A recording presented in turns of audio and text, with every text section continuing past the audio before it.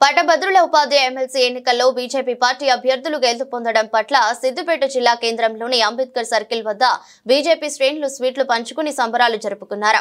సంబరాల్లో బీజేపీ జిల్లా అధ్యక్షుడు బైరి శంకర్ పాల్గొన్నారు.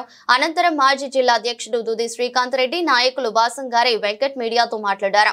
కేంద్ర ప్రభుత్వం తెలంగాణ రాష్ట్రానికి వేల కోట్ల నిధులు మంజూరు చేసి రామగుండం ఎరువుల ఫ్యాక్టరీ, వరంగల్లో ఎయిర్పోర్టు, జాతీయ రహదారులు ఇలా అనేక అభివృద్ధి పథకాలను తెలంగాణలో ప్రవేశపెట్టిందన్నారు.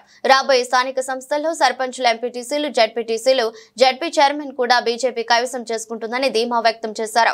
కార్యక్రమంలో బీజేపీ నాయకులు నరేష్, జనార్దన్, ఉమారెడ్డి, పద్మ పలువురు పాల్గొన్నారు. తెలంగాణకు గుండకాయ లాంటి మెదక్, కరీంనగర్, నిజామాబాద్, ఆదిలాబాద్ ఎమ్మెల్సీ అయిన పట్టభద్రుల ఎమ్మెల్సీ, అదేవిధంగా టీచర్స్ ఎమ్మెల్సీలో ఈరోజు బీజేపీ నరేంద్ర మోడీ గారి నాయకత్వాన్ని విశ్వసించి ఇంతటి మెజారిటీతో గెలిపించిన పట్టభద్రులకు, టీచర్స్ వారికి మేము ప్రత్యేక ధన్యవాదాలు, కృతజ్ఞతలు తెలియజేస్తున్నాము.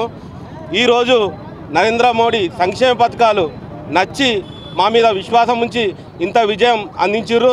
అదేవిధంగా గతంలో కళ్ళబొల్లి మాటలు చెప్పి కాంగ్రెస్ గతంలో నిరుద్యోగులకు కానీ నిరుద్యోగ భృతి ఇస్తామని చెప్పేసి మాట తప్పిర్రు. చేతగాని హామీలు ఎన్నో ఇచ్చి ఈరోజు ప్రభుత్వంలోకి వచ్చారు.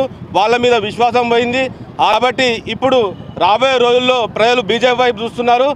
జరగబోయే మున్సిపల్ ఎలక్షన్స్ కానీ గ్రామ పంచాయతీ ఎలక్షన్లో కూడా ఇదే ఊపుని కొనసాగించి భారతీయ జనతా పార్టీని ముందుకు తీసుకెళ్తామని చెప్పేసి Bharatiya Janata party graduate MLC అభ్యర్థి అయినటువంటి అంజిరెడ్డి గారిని గెలిపించినటువంటి గ్రాడ్యుయేట్లందరికీ కూడా హృదయపూర్వక ధన్యవాదాలు.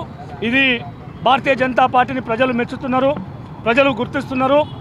ఈరోజు టీచర్స్ ఎమ్మెల్సీ కావచ్చు, అదేవిధంగా గ్రాడ్యుయేట్ ఎమ్మెల్సీ కావచ్చు, గెలిపించినటువంటి వీళ్ళందరూ కూడా భారతీయ జనతా పార్టీ యొక్క పనితీరు నచ్చి, నరేంద్ర మోడీ గారి పనితీరు నచ్చి ఈరోజు ఓట్లేసి కాంగ్రెస్ యొక్క వైఖరిని, అదేవిధంగా బీఆర్ఎస్ యొక్క వైఖరిని నిరసిస్తూ ఈరోజు బీజేపీకి పట్టం కట్టడం జరిగింది.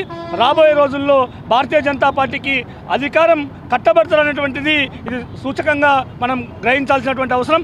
కాబట్టి ఇక్కడ ఈ ఓట్లు వేసినటువంటి వీళ్ళందరికీ కూడా అందరి పేరున హృదయపూర్వక ధన్యవాదాలు.